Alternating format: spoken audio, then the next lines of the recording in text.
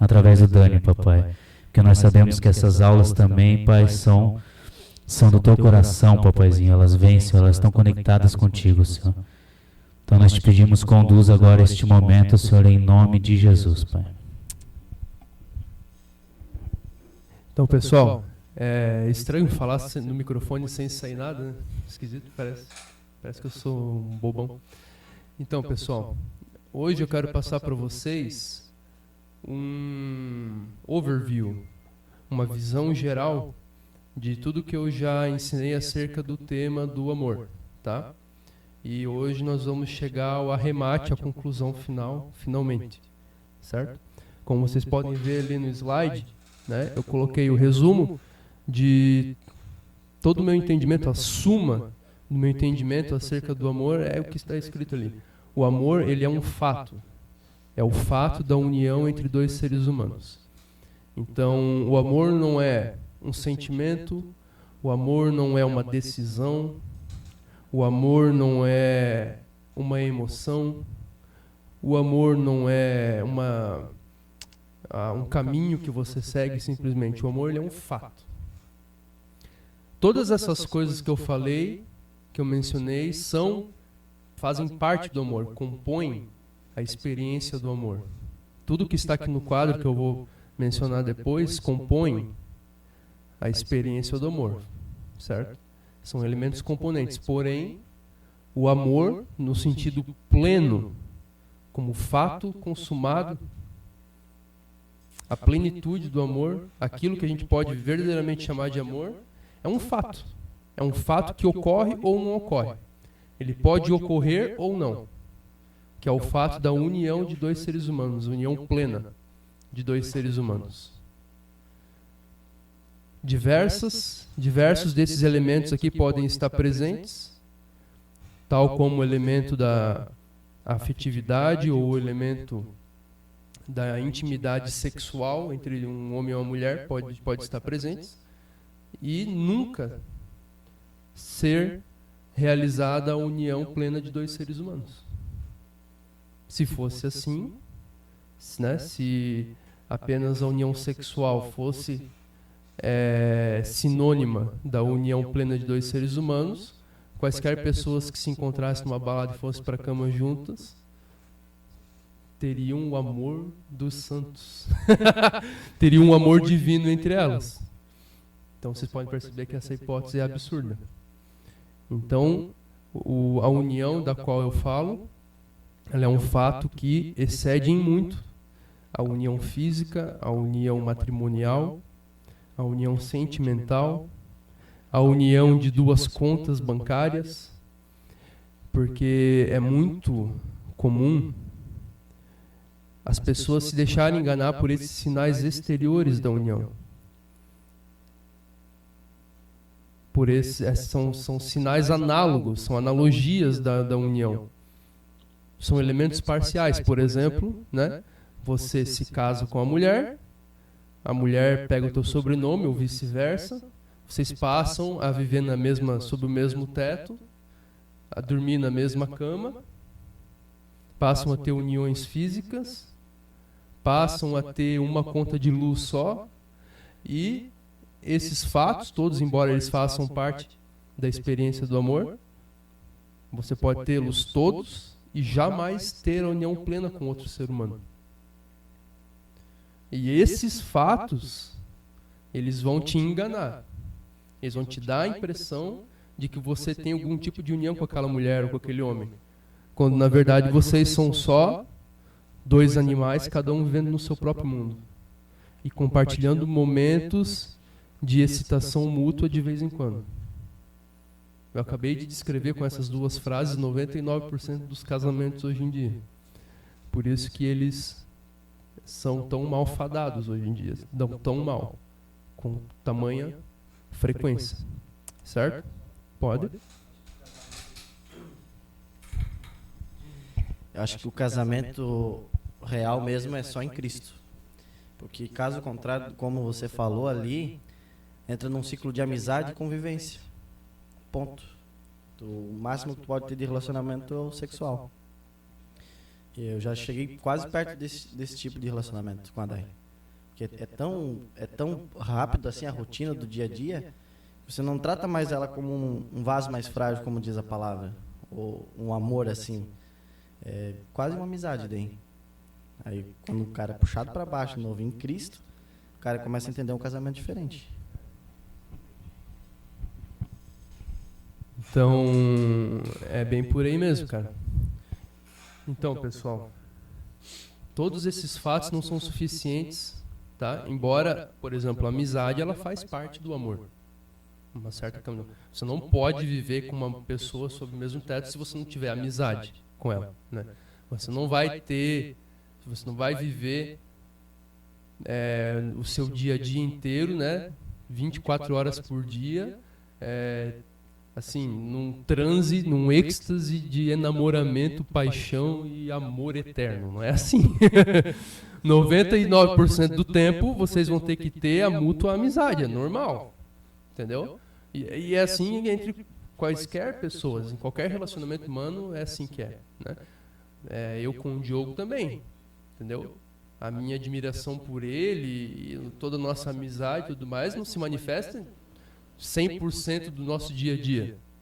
100% do nosso dia a dia, 99% do nosso dia a dia é eu aturando ele e ele me aturando, entendeu? É assim. Então por isso que Cristo falou, né? Amai-vos uns aos outros e perdoa o teu irmão 70 vezes 7, né? E o que você falou é perfeitamente correto. O casamento, o matrimônio, ele é um conceito cristão. É uma revelação nova que não existia na humanidade antes. Vocês acham que essa coisa de monogamia, de você ter uma pessoa só que vai te completar plenamente e que vai ser a tua parceira e que vai se unir contigo, vocês vão ter um coração só, vocês acham que isso sempre existiu na humanidade? Não, de jeito nenhum. O que existia era o amor carnal do mais baixo. Se você observar a sociedade romana, a sociedade grega, né, eles conheciam,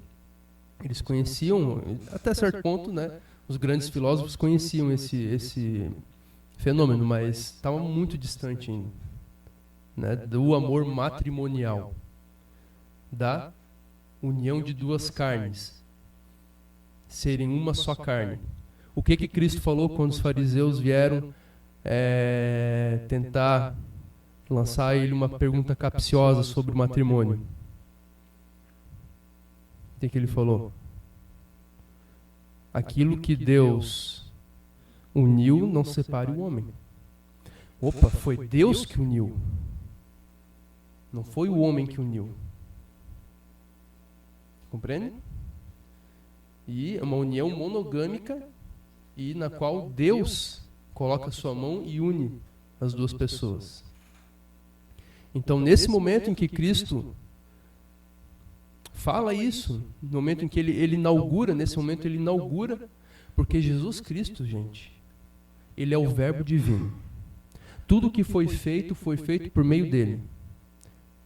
No início, qual foi a primeira coisa que Deus fez? Ele falou. E disse Deus, haja luz. Deus disse. Dizer é falar através da palavra.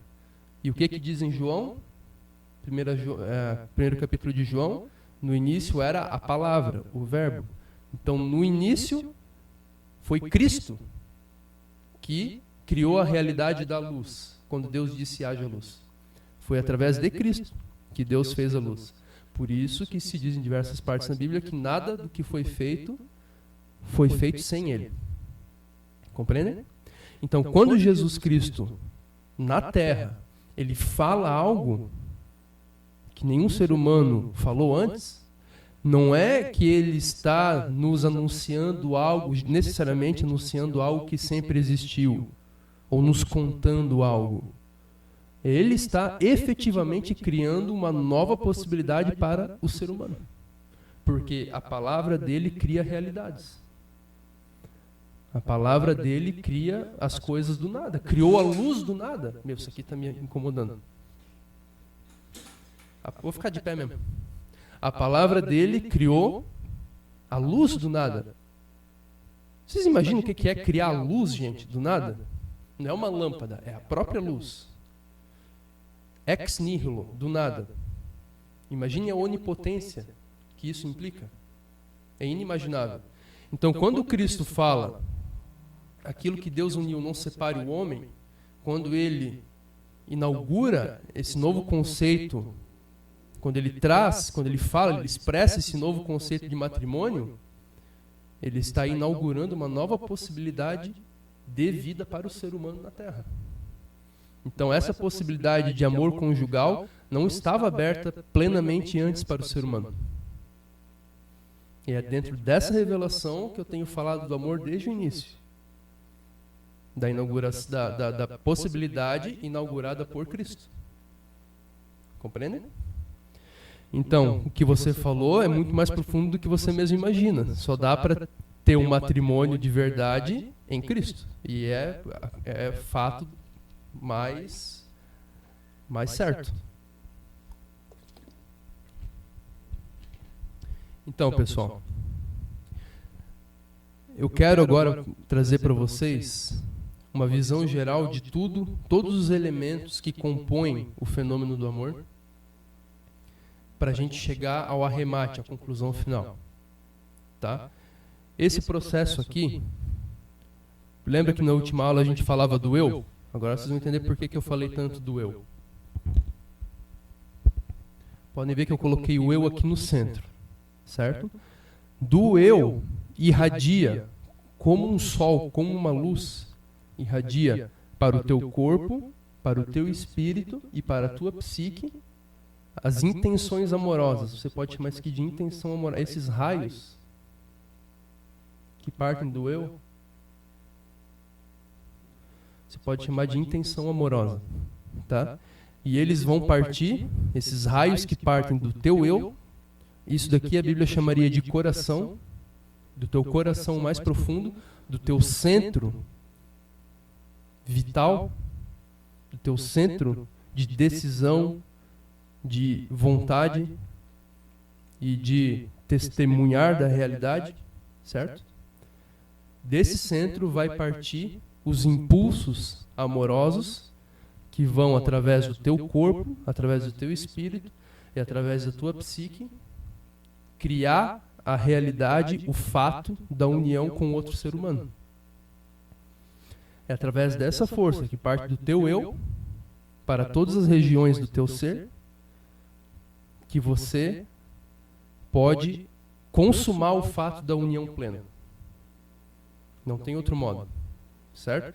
E você vai perceber que essa irradiação aqui, se você se tornar consciente dessa irradiação que parte do teu eu, você tomando consciência disso, você vai poder conscientemente, de maneira muito mais plena, cheia e intensa, consumar, levar esse processo da união até o seu fim.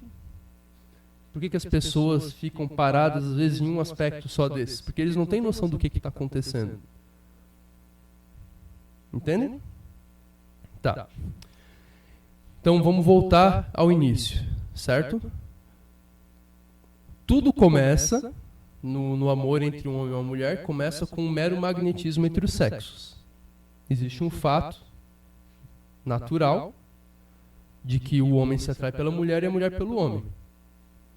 Existe uma certa diferença física, uma diferença ontológica entre o homem e a mulher que o atrai. O homem vê na mulher coisas que ele não tem.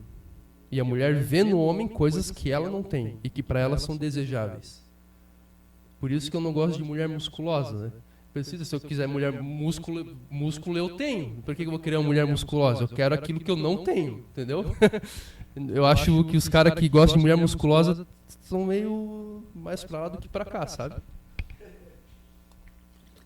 Tem vocação pra homossexual. Falando português claro. Nós podemos resumir o que no homem atrai a mulher e que na mulher atrai o homem como graça e força, tá? Na mulher, o que atrai mais o homem é a sua graça. O homem não tem a graça que a mulher tem, a delicadeza, a graça, o jeito. Não tem. Pode tentar, quanto mais tu tentar, mais ridículo vai ser. Não dá. É só você ver, só você observar os travestis. Né? Como está sendo gravada essa aula, não tenho nada contra os travestis. Esta igreja, nem eu, não somos homofóbicos. Isso é para a gravação que eu estou falando. Né?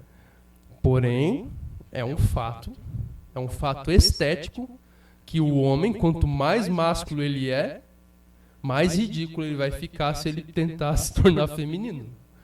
Entendeu? Então, a mulher ela tem uma graça que simplesmente o homem não consegue reproduzir. E o homem tem uma força, nós podemos chamar de força, que a mulher não pode reproduzir, certo? Ela é aquilo que lhe falta. É um fato biológico, que a própria densidade... Tem cadeira para o Diogo? É um próprio fato biológico, certo? Que é um mero fato biológico, que a própria densidade óssea do homem, por exemplo, é muito maior do que a da mulher. E coisas desse gênero. Mas a força física do homem é só um símbolo daquilo que mais profundamente atrai a mulher no homem, que é a força de realizar no mundo. Aquilo que na mulher, aquilo que no homem mais atrai a mulher é a capacidade de realizar. Por isso que tu vê, quando a mulher se apaixona por um cara que tem bastante dinheiro, não é em todos os casos que ela é meramente interesseira. Gold digger, como se diz em inglês. Se engana quem pensa isso, gente. Eu acho que até na maior parte dos casos não é por interesse pelo dinheiro. Mas é porque a mulher, a riqueza do homem, naquele caso, simboliza para ela uma capacidade de agir sobre o mundo. Esse cara tem poder de ação sobre o mundo. Portanto, ele me atrai. Certo? Porque a necessidade mais profunda da mulher é a necessidade de proteção. A necessidade mais profunda do homem é a necessidade de beleza. O homem, desde moleque, desde pequeno, o mundo para ele é um lugar no qual ele se vira. Ele vai para o rio, ele anda no mato, ele se vira. Alguém fala mal dele, ele fala mal de volta. Alguém dá um soco nele, ele dá um soco de volta. Não tem problema. O homem se vira no mundo. O mundo é o lugar dele. O problema do homem é que ele está nesse mundo e esse mundo é demasiado espinhoso para ele e feio. Então ele precisa do consolo da beleza feminina. A mulher, o que mais lhe agrava e angustia no mundo é o fato dela não ter essa capacidade que o homem tem de lidar com os perigos do mundo. O mundo não é facilmente dominável para a mulher assim como é para o homem. Então ela tem a necessidade de que um homem haja no mundo por ela, para que ela se sinta protegida. Compreende? E quando o homem tem dinheiro, isso simboliza para ela a capacidade de ação. E geralmente é verdade. A não ser que seja um cara que herdou uma fortuna do pai e seja um zero esquerda. Mas geralmente a pessoa que tem mais dinheiro é porque ela de algum modo sabe, você pode criticar ela de diversos aspectos. Mas agir sobre o mundo, poder sobre o mundo ele tem. Compreende? E isso atrai a mulher.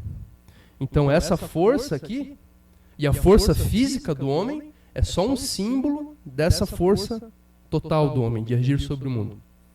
E é por isso que a mulher se atrai pelo homem, no sentido mais profundo. Claro que tem elemento de beleza no homem também, claro que tem uma certa graça no homem também, né? E existe uma certa força na mulher também de fazer as coisas, mas isso fica sempre no plano de fundo. Tá? O que mais atrai o homem na mulher, em primeiro plano, é a beleza. A personalidade dela, ela é uma mulher guerreira, uma mulher forte. Se não tiver beleza, não adianta. Tu pode ser mulher guerreira, tu pode ser tudo. Não adianta, entendeu? Se a mulher tem beleza, se para o homem, né? Beleza no sentido muito relativo, né? Tem que ter beleza para os olhos daquele que a vê, né? Se a mulher tem beleza, aí a força dela, a personalidade dela, ela ser uma mulher temente a Deus, tudo isso daí vai ser importante. Mas se não tiver beleza, não importa nada daí. Entendeu? E o homem é a mesma coisa. O cara pode ter tudo, se ele não tiver força de agir sobre o mundo, a mulher vai enjoar dele. Vai aparecer um cara que vai saber agir sobre o mundo, que vai ter força, e ela pode até resistir à tentação. Tá? Mas tudo dentro dela, as entranhas dela vão levar ela para esse cara, mesmo que ela já esteja casada. É um fato. Tá? Um dos grandes dramas do Ocidente, tão amplamente registrados, né, retratados na literatura, é a traição, né? O amor extraconjugal. Tá? E é um fato, gente, é uma tentação que é muito real. Vocês não sejam inocentes quanto a isso. Tá? Não é porque você casou com alguém que aquela pessoa imediatamente vai satisfazer todas as tuas necessidades.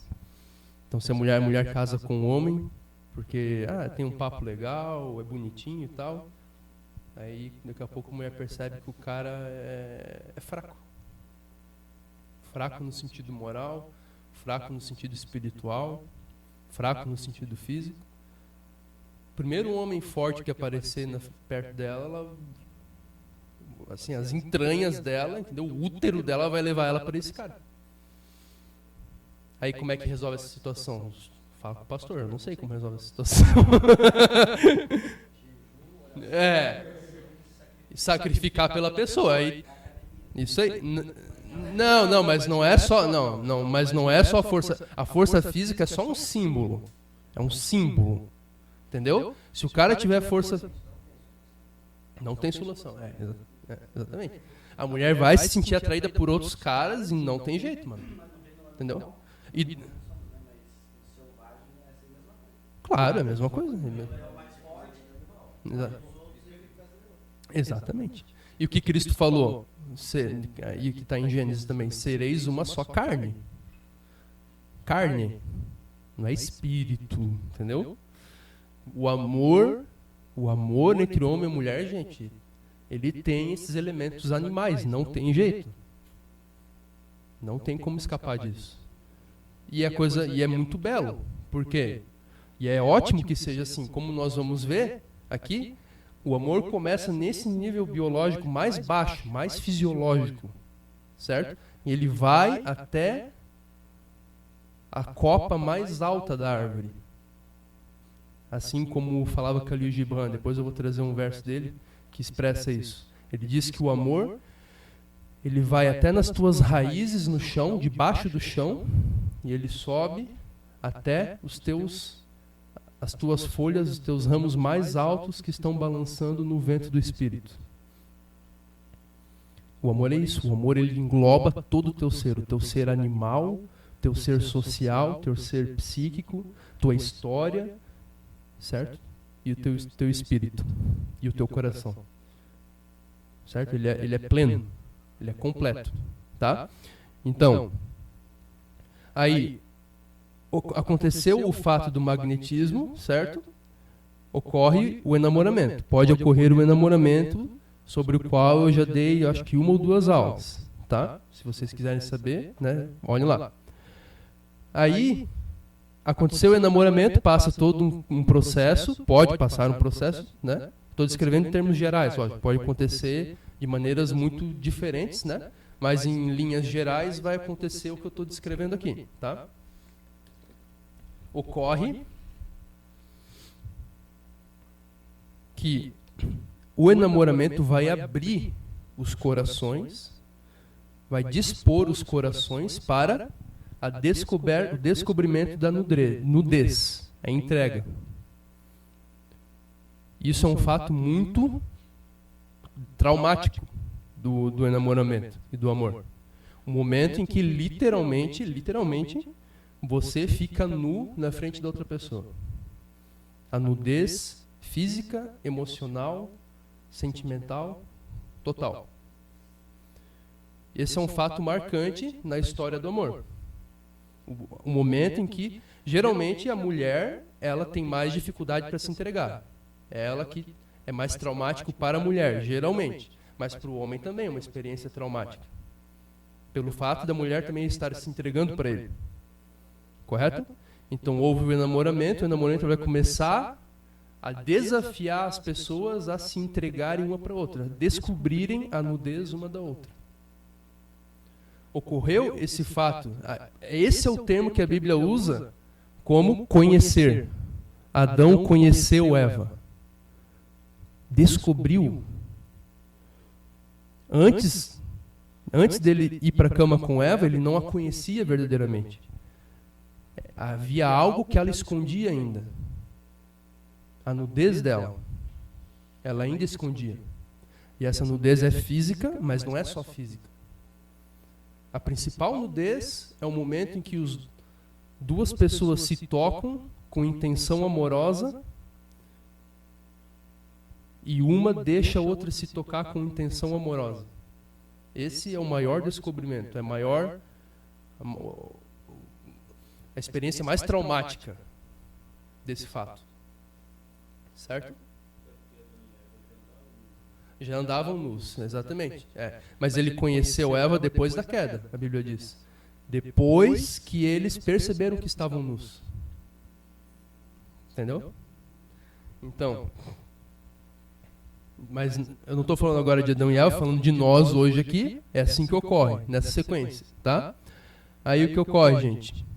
Existe o diálogo de sensações. Isso daqui é tudo no nível do corpo, tá vendo? Eu falei que do eu irradia para todas as partes do teu ser, certo? Todos esses fatos aqui, ó, são intenções amorosas que estão partindo do teu eu e você está deixando que todo esse processo aqui ocorra.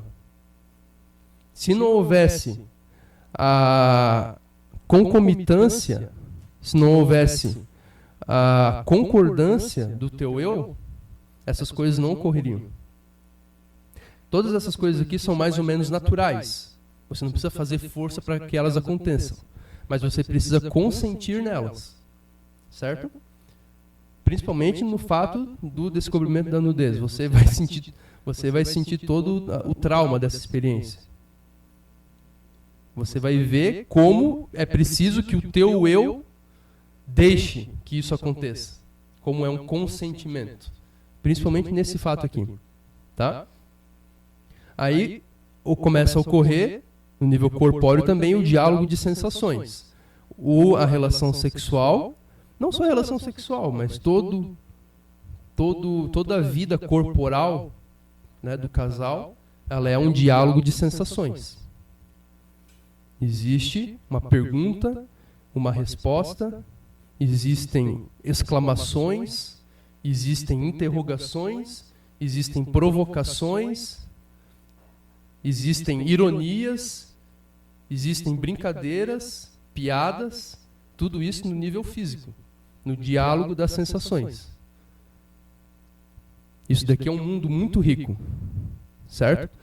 E falando de um ponto de vista agora estático, quem já está casado, já passou por essas coisas aqui, entendeu?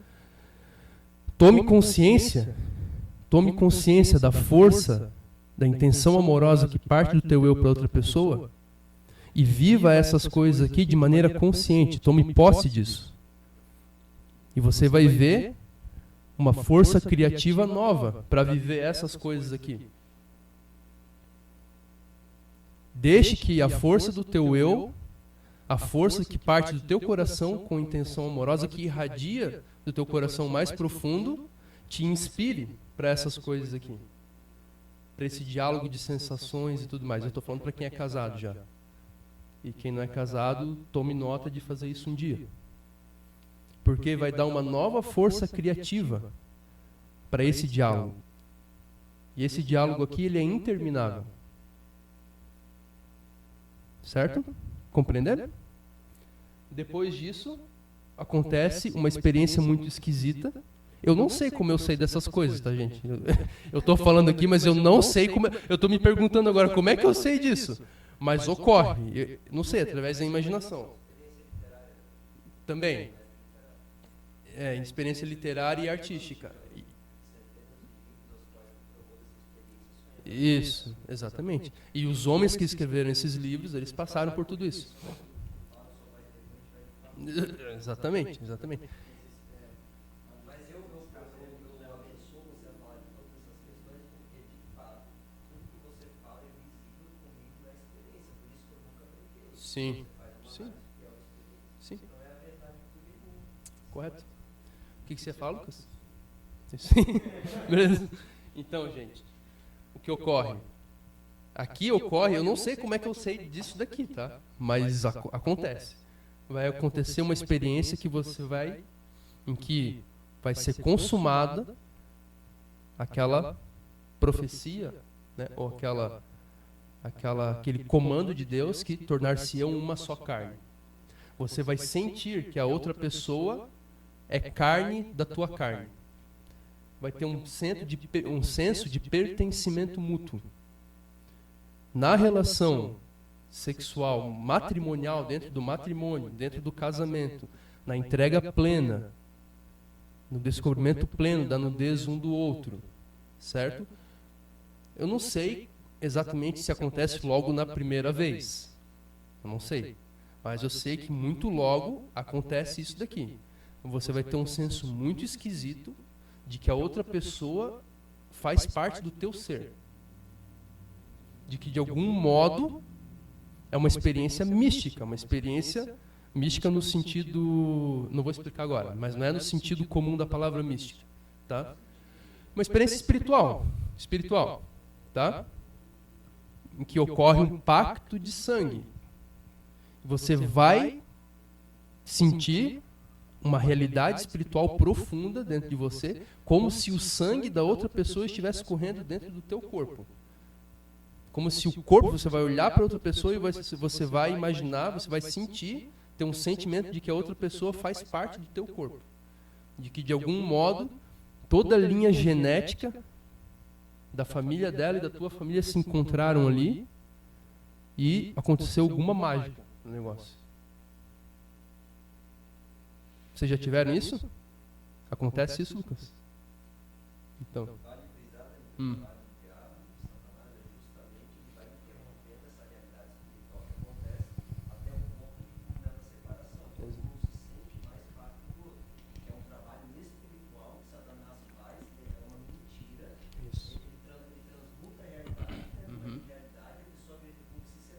Exatamente.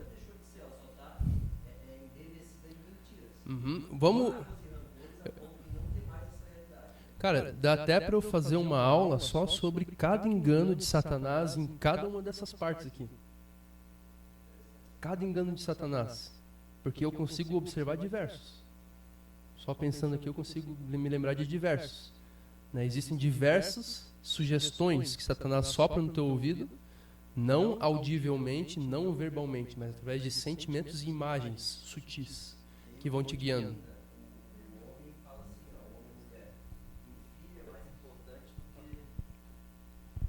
Aí o que culmina? O filho é mais importante do que o próprio marido, do que a própria mulher. Eles morrem pelos filhos, mas não morrem pelo outro. Por quê? Por causa de uma mentira. E é justamente esse morrer pelos filhos que mata os filhos. Porque daí o que acontece? Eles vão fazer dos filhos deles, eles vão querer fazer dar certo da forma errada, e eles sacrificam a vida dos filhos querendo salvá-los. Então Satanás amarra todo mundo quando ele desliga, né? Eu não queria entrar nessa linha. Faz uma bagunça, mas o princípio é esse que você falou. Aí Satanás vem e convence todo mundo, não, eu não te amo mais, a gente pode separar e quebrar aliança. Aí depois não entende por que o Jesus falou que não era para se separar, que o que Deus uniu não separe o homem. É por isso, porque de fato a separação acontece com uma irrealidade. Então quando eu pergunto assim, tu perdoa para poder ir para o céu? Eu perdoo. Então por que tu vai separar porque se tu perdoou? Tu já percebe que a pessoa está achando que perdoa, mas não perdoa, ela já está no engano, entendeu? Então tu começa a entrar dentro de um ciclo frenético de enganos, né? Ou seja, você é um lacaio do inferno. Eu sou uma espécie de especialista em enganos de Satanás, tá, gente? Porque Satanás me engana demais. Eu caio demais em enganos de Satanás. Mas depois, passa um tempinho, eu vejo, meu cara do céu, daí eu vejo cada detalhe de como ele me enganou. Eu acho que Deus permite isso para eu libertar outras pessoas, né? Existem diversos cativeiros dos quais eu estou sendo liberto agora, que eu tenho percebido direitinho as sugestões de Satanás. Tá? Então isso daqui é uma aula de filosofia, vai ter gente que vai ouvir essa gravação. Pô, é aula de filosofia, o Daniel está falando de Satanás? Aqui é assim mesmo. Dane-se, quem não gostar, vai embora. Aqui nós somos o Seminário Cristão de Filosofia. A realidade é uma coisa só. Não tem divisão entre religião, espírito, filosofia. É tudo uma coisa só. Entendeu? Estou falando isso mais para a gravação do que para vocês, tá? Então, gente, o que ocorre? Então vai acontecer essa experiência aqui. É uma experiência muito esquisita. Uma experiência marcante, tá? E você vai marcar a tua vida, certo? Mas essa experiência aqui, como eu falei, você vai ter ela vai ser inaugurada na tua vida num determinado momento, mas você, mesmo depois de já ter tido isso há muitos anos atrás, olhando do ponto de vista estático, permanente, você pode, através da emanação da intenção amorosa do teu eu, você intensificar essa experiência aqui. Certo? Parece simples eu falando assim, né? Mas é complexo de realizar na prática. Como que realiza isso na prática, Daniel? Não sei. Faço a menor ideia. Mas eu acho que eu conseguiria fazer. Mas eu sei que dá para fazer. Como que eu sei? Não sei como que eu sei, mas dá para fazer isso daqui. Por quê? Porque eu sei qual que é a força da intenção amorosa que parte do eu, que irradia do eu. Isso daqui eu tenho plena consciência do que é isso daqui. Eu sei qual que é a força dessa intenção que parte do eu. E eu sei que se o teu coração, se você estiver em plena posse do teu coração, o que Satanás faz? Ele corta uma artéria do teu coração, falando do ponto de vista metafórico, né? Ele corta as artérias do teu coração de maneira que o sangue que parte do teu coração não irradie mais para o teu corpo. Ele te separa do teu coração. Não é que você não tem mais, você não sabe o que é a intenção amorosa. Não é que você foi separado pelo pecado, por Satanás, pela distração, pela tua própria carne. Você foi separado da plena consciência do que emana do teu coração. Entende?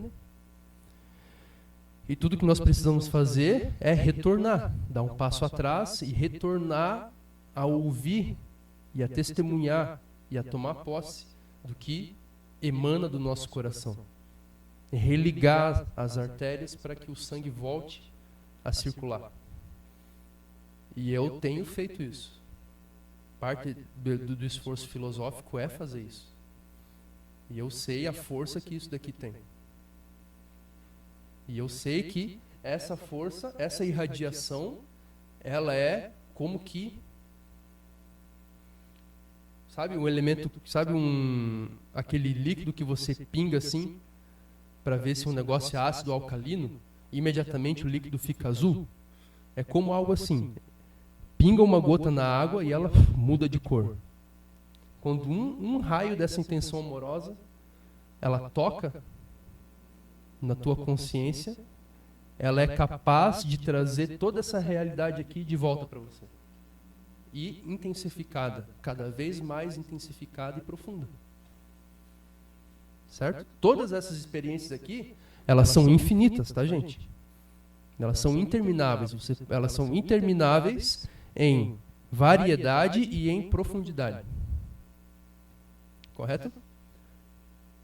Depois disso, vai ocorrer o diálogo de emoções, certo? As emoções, qual que é a diferença entre emoções e sentimentos, né? As emoções são coisas mais do momento. Por exemplo, você ficou louco com alguém que te fechou no trânsito, mas 10 segundos depois tu já está tranquilo de novo. Eu sou assim. Uma pessoa sanguínea sabe muito bem o que é uma emoção. Entendeu? Isso é uma emoção. Então vai haver, aqui é no nível psíquico, certo?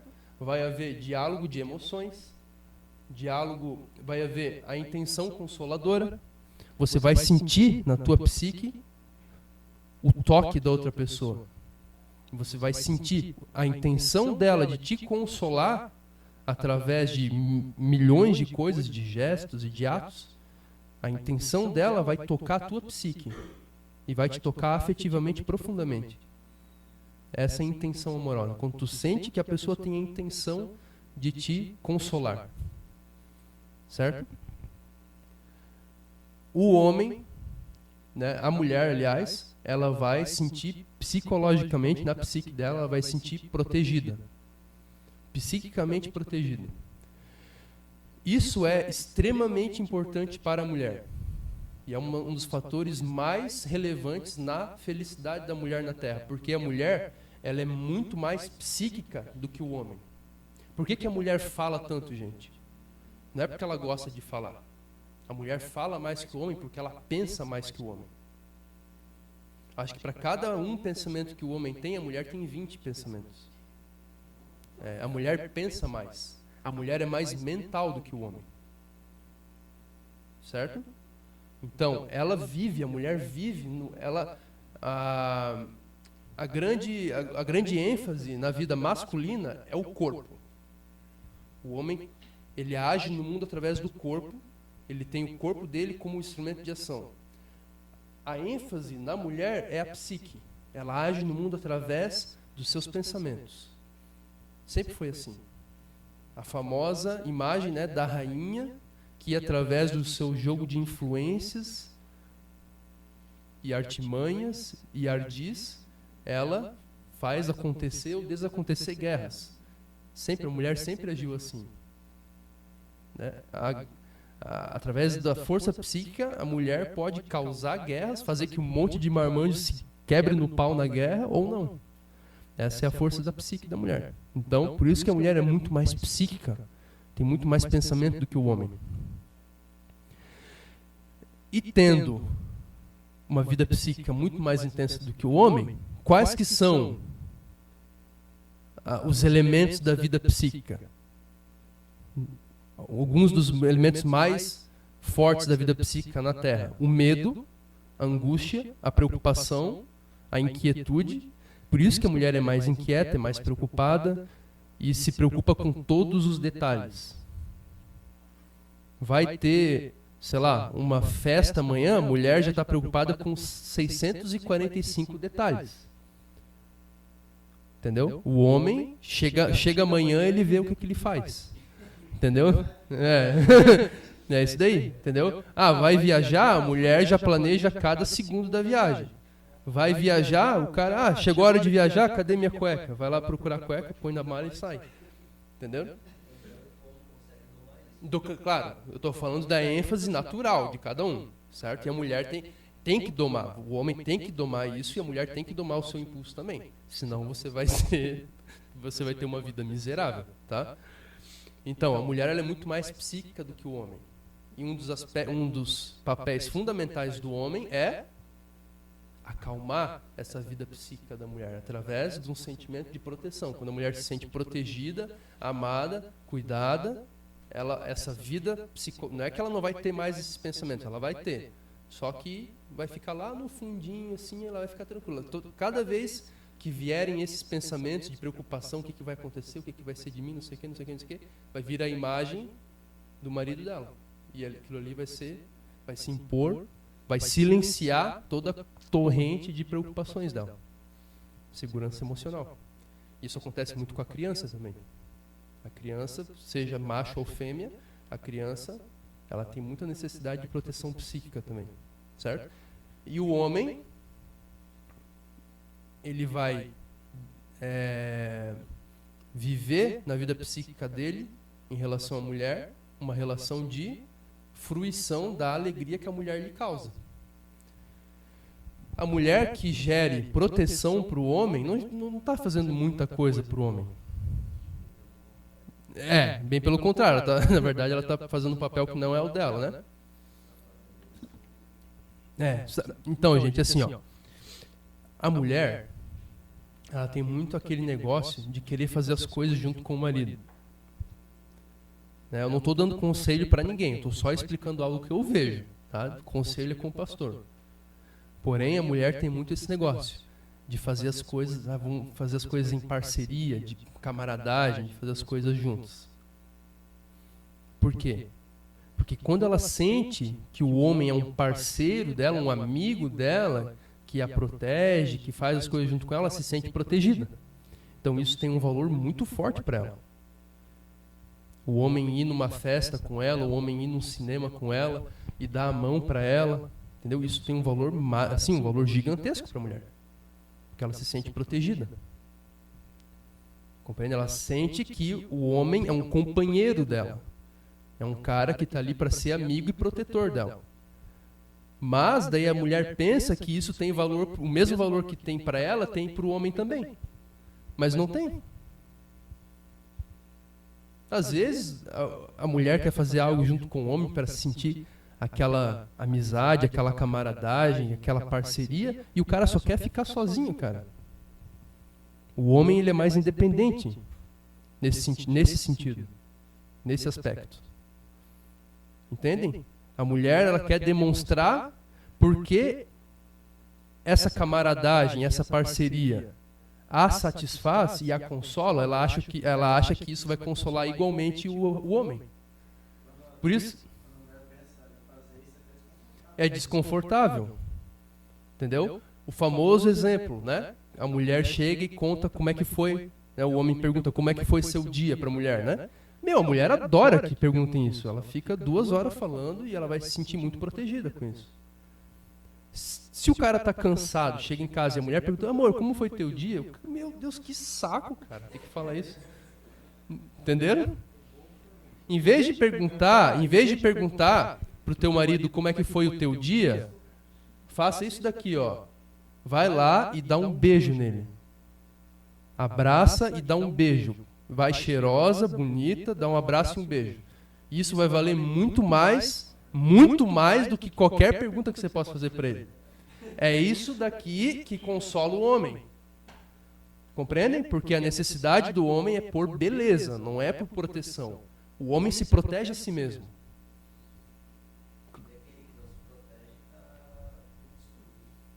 Claro, exatamente. Tem algo errado.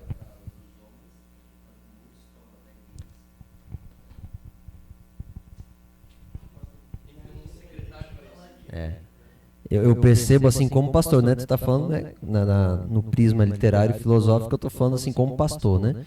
Então eu percebo que existem homens até que se tornam gays, de fato, por necessidade de proteção. Porque não conseguem acreditar que podem proteger a si mesmos. É um dos aspectos que eu percebo muito claro na identidade, na falta de identidade de um homem que não é homem. Mas observe para você ver. O que acontece? A necessidade de proteção, né? Justamente por quê? Porque sente-se incapaz. Né? E indo mais a fundo nisso, eu tenho descoberto até com a Sueli, estudado sobre isso, que uma criança, quando não é amada pelos pais, ela não deixa de amar os pais, mas ela passa a deixar de amar a si mesma. Ela reflete em si mesma. Então, a falta de segurança que um pai dá, ela perde a capacidade de confiar em si mesma. E aí que começa a gerar tudo isso, né? Entrando por esse ângulo. Mas o fato é isso, é que o homem, quando ele não tem esse senso, e a gente percebe que os homens estão até efeminados, está perdendo-se totalmente o senso de proteção. Não consegue levantar uma faca mais, né? Tem que usar um cortador eletrônico.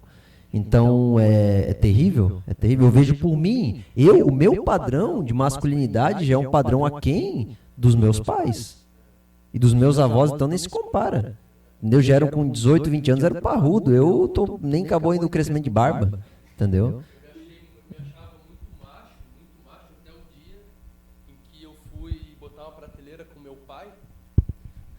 Eu me achava muito macho, né? Né? 20 e tantos anos, forte, né? Faço academia, né? Meu pai aí, 50 anos, né, cara? Barrigudo, né? Eu pensava, eu não pensava, mas eu sentia, eu sou muito mais macho do que ele, né? Até um dia que a gente foi colocar uma prateleira, cara. Aí tudo na chave Phillips manual, né? E os parafusos, né? Pra bucha 8, né? A gente botou, né? No concreto, né? Cara do céu, eu pra fazer assim, eu me matava, cara. Eu já tava suado, meu antebraço já tava ferrado. E eu treino antebraço, cara, na academia, mano. E eu tava já ferrado com o braço. Meu pai com cigarro na boca, assim, com a mão só.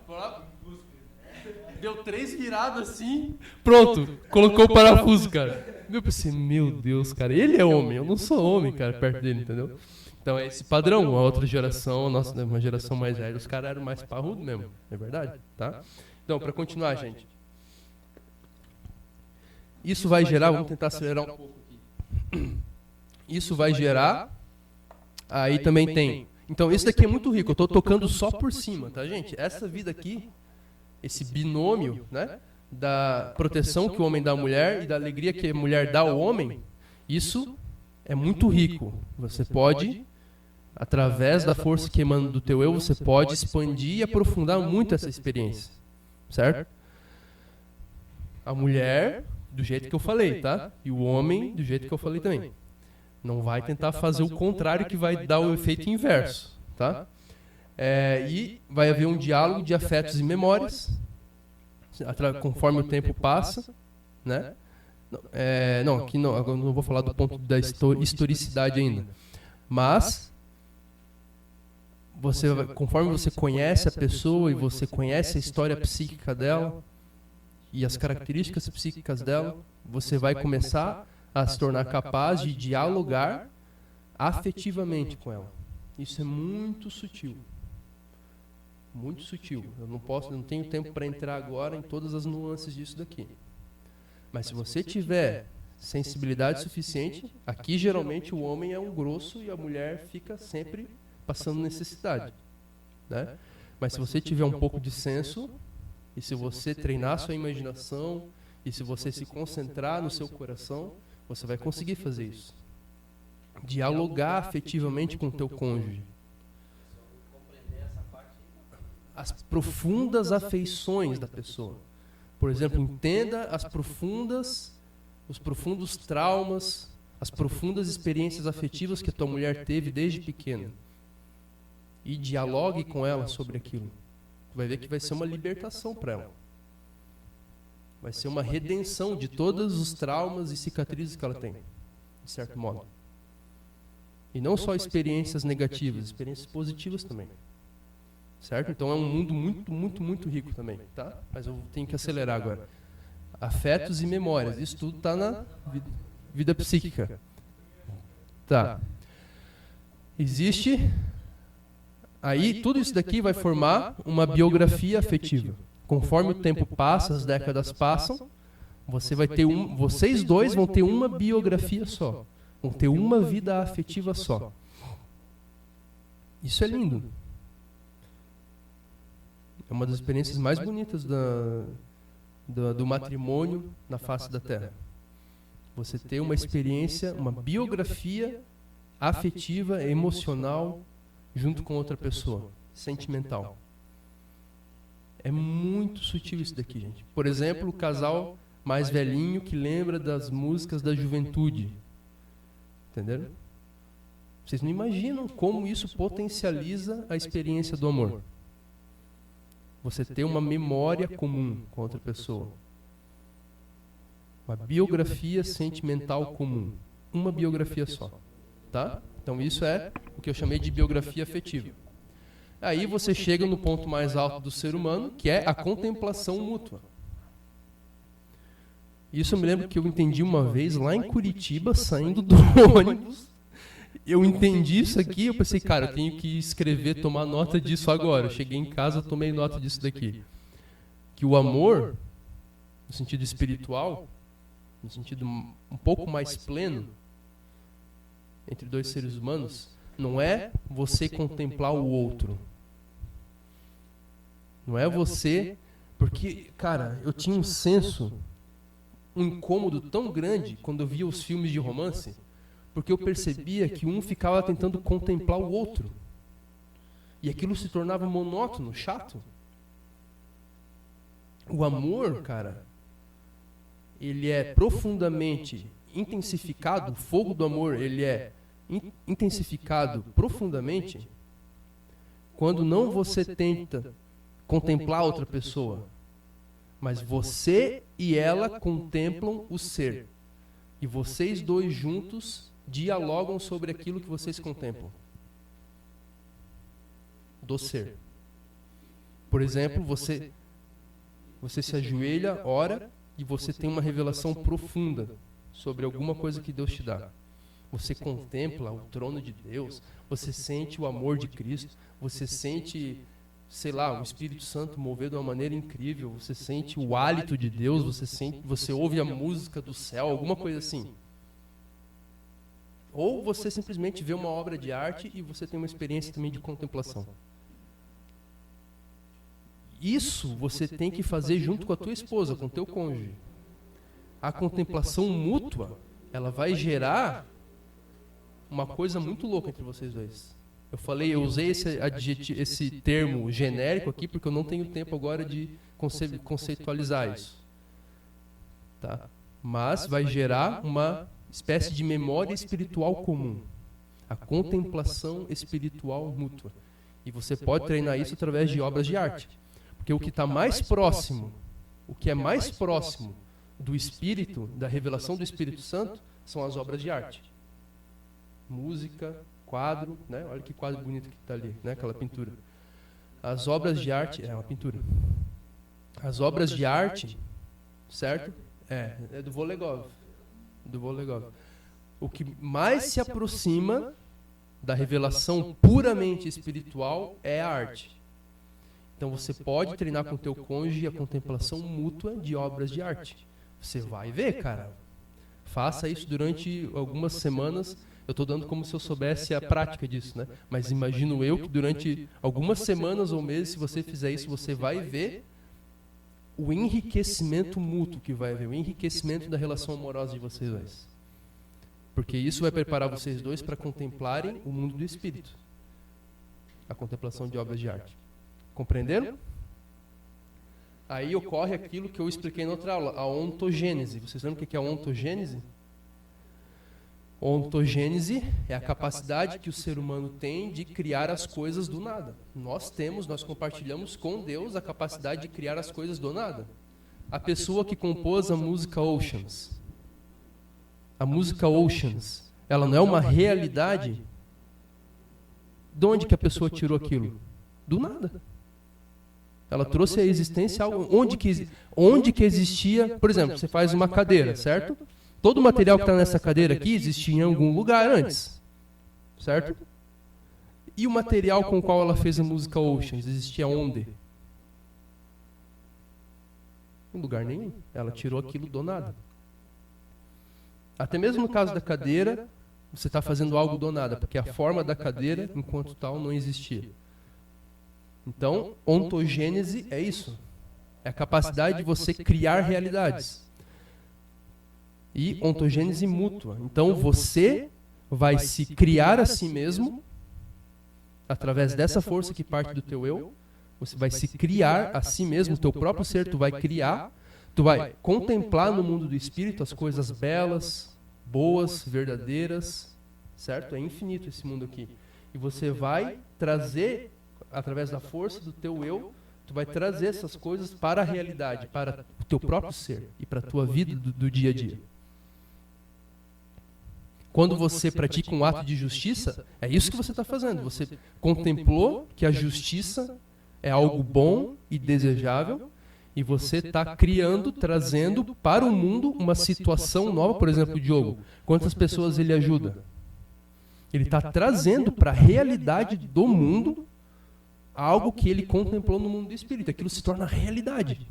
Não toma um corpo, aquela justiça, aquele bem que tu viu, que tu contemplou, que tu conhece de Deus, ele toma um corpo no mundo. Por quê? Através da tua força criadora, da tua força ontogenética, de ontogênese, de criar realidades.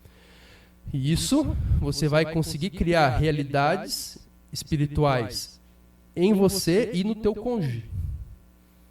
Então isso é muito profundo.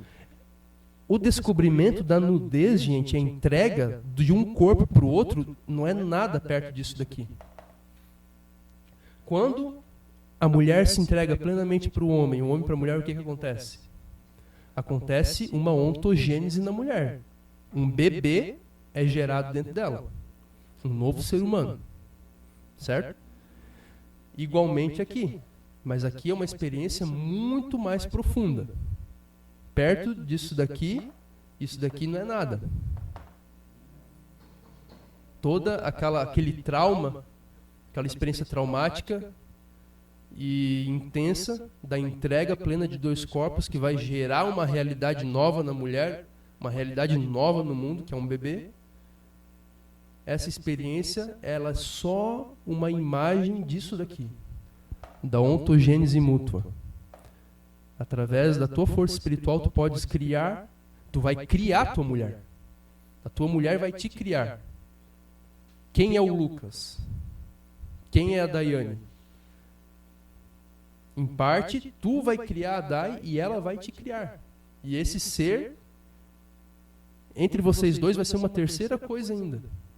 Que é um segredo só de vocês dois, que ninguém consegue enxergar. Isso é ontogênese mútua. Tá? Então isso aqui também é riquíssimo. Eu poderia dar 10 aulas só sobre isso daqui. Existe a intimidade comum. Então, quando você contempla, tudo que você contempla do ser fica guardado no lugar que a gente chama em filosofia de intimidade. Intimidade é o lugar do teu coração, da tua memória, onde está guardado tudo aquilo que você viu, contemplou na realidade de mais bonito, de mais belo, de mais nobre, de mais justo, de mais bom, certo? De melhor. E isso fica guardado numa espécie de memória espiritual dentro de você. Isso a gente chama de intimidade. E você e o teu cônjuge terão uma intimidade em comum, uma memória espiritual em comum. Vai ter um campo espiritual gigantesco que vai pertencer só a você e ao teu cônjuge. É como que um lar espiritual, cujas portas e janelas são feitas de experiências espirituais. E aquilo vai pertencer só a vocês dois. Certo? Então, é a intimidade em comum. E, por último, a escalada espiritual mútua, que é o esforço que nós temos de nos aproximar de Deus, de nos aproximar da vida eterna. Quando você fizer isso junto com a tua esposa, quando você tiver plena consciência de que vocês caminham com 4 pés, no mesmo caminho em direção à eternidade e ao conhecimento pleno de Deus, isso vai gerar um profundo amor entre vocês dois.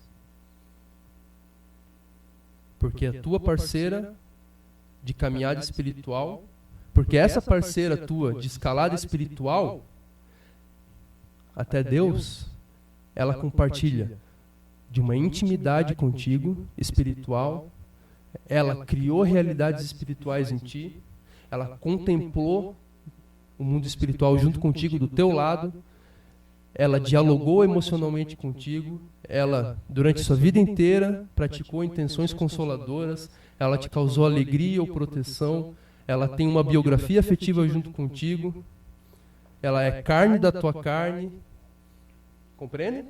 Ela é toda essa coisa ao mesmo tempo, essa pessoa. Além de tudo isso daqui, ela está ao teu lado escalando a montanha espiritual para chegar próximo de Deus. Aí tu começa a vislumbrar o que é o amor, a profundidade disso.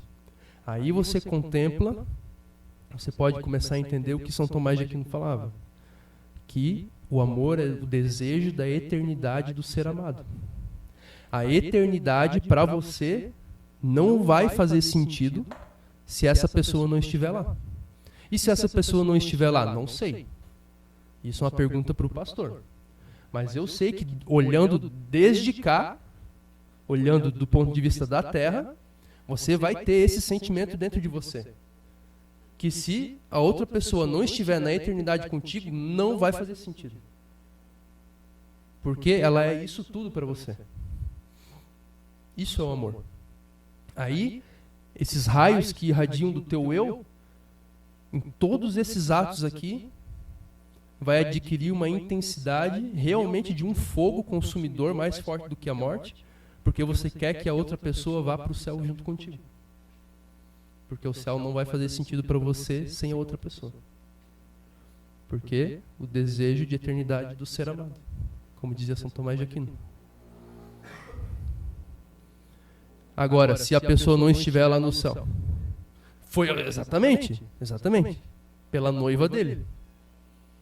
Pela noiva dele. Ele morreu pela noiva. Tudo isso daqui que eu coloquei Cristo tem com a sua igreja. Tá?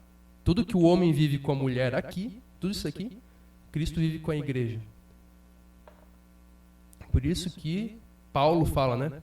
Que é para o homem amar a sua esposa assim como Cristo amou a igreja. Não é brincadeira o que ele fala.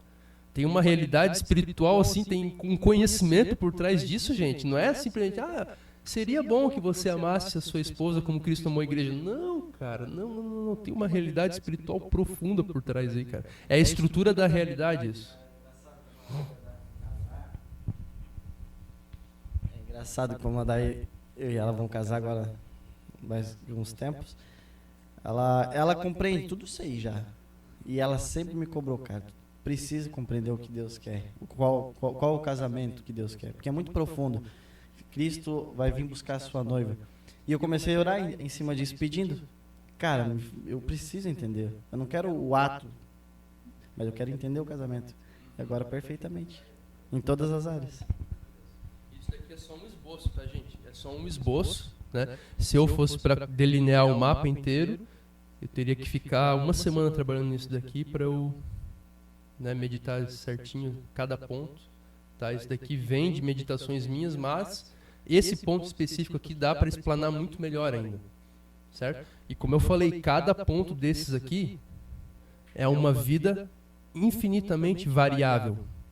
Tem uma variedade infinita e uma profundidade infinita. Tá? A variedade da intimidade espiritual que vocês podem ter é insondável, é interminável.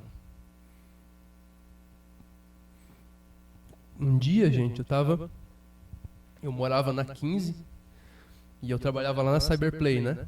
Em 2014. E eu me lembro direitinho, cara.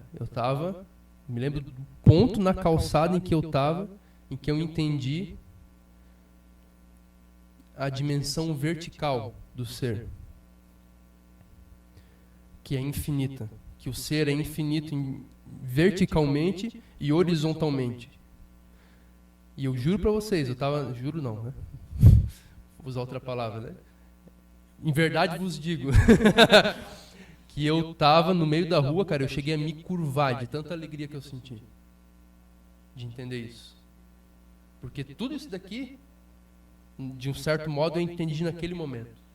Que cada aspecto da vida humana, cada realidade que o ser humano pode provar, consigo mesmo, com os outros seres humanos, ela é infinita em profundidade e altitude e em variedade horizontal.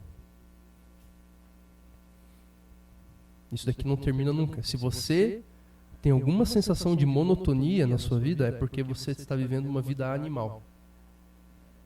A vida, quando você começa a sair do limiar da vida meramente animal e começa a tocar a vida espiritual, tu começa a perceber, cara, o mundo é infinito. E toda monotonia some. Todas as eternidades e eternidades de tempo não bastariam para você tocar nem assim o primeiro resquício de pó no pé da montanha que é o ser. Vocês precisam ter o senso do infinito. Se vocês tiverem isso, eu garanto para vocês que a sensação de júbilo que vocês vão sentir é incontrolável. Isso vai emanar para todas as regiões da vida de vocês. Amém, gente? Compreenderam? Talvez nós possamos trazer um pouco mais desse entendimento na próxima aula. Eu posso explicar melhor alguns pontos aqui. Tá? Eu vou ver ainda. Ou eu posso até trazer também a questão das estratégias de Satanás contra cada uma dessas realidades. Tá? Vamos ver o que o Espírito Santo vai guiar. Amém? Ora para a eternidade.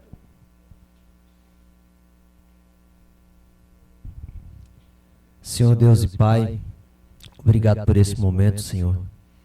Tamanho nível dessa aula, Senhor, ainda que eu tenho a plena convicção que 4 anos de uma faculdade, de uma escola comum, não seria capaz de somar mais do que 1 hora dessa aula que nós tivemos hoje, Senhor. Tamanho espetáculo que foi. Eu não tenho palavras para te agradecer da graça que tu tens liberado sobre nós, Senhor Deus, e da oportunidade, Senhor, do privilégio de nós podermos ouvir e aprender o que nós estamos aprendendo e ver o que nós estamos vendo. Obrigado porque eu vejo, Senhor, que a Tua graça nos alcançou e eu vejo que nós estamos andando na Tua graça, Senhor. Andando na Tua graça. Vivendo aquilo que o coração, que os olhos não viram, ouvidos não ouviram e que não subiu ao coração do homem. Cada dia algo novo. A Ti seja a honra e a glória. Pedimos que a Tua graça repouse no coração do Daniel, venha destravá-lo para compreender verdades cada vez mais profundas e viver experiências cada vez mais lindas, Senhor. E a minha oração como pastor é que a Tua igreja, a Igreja Casa de Oração Apostólica, venha compreender tamanha grandiosidade, porque aqueles que não estão aqui não têm noção, Senhor, de que eles estão perdendo muito mais do que milhões e milhões em barra de ouro, Senhor. A Ti seja a honra e a glória, em nome de Jesus. Amém.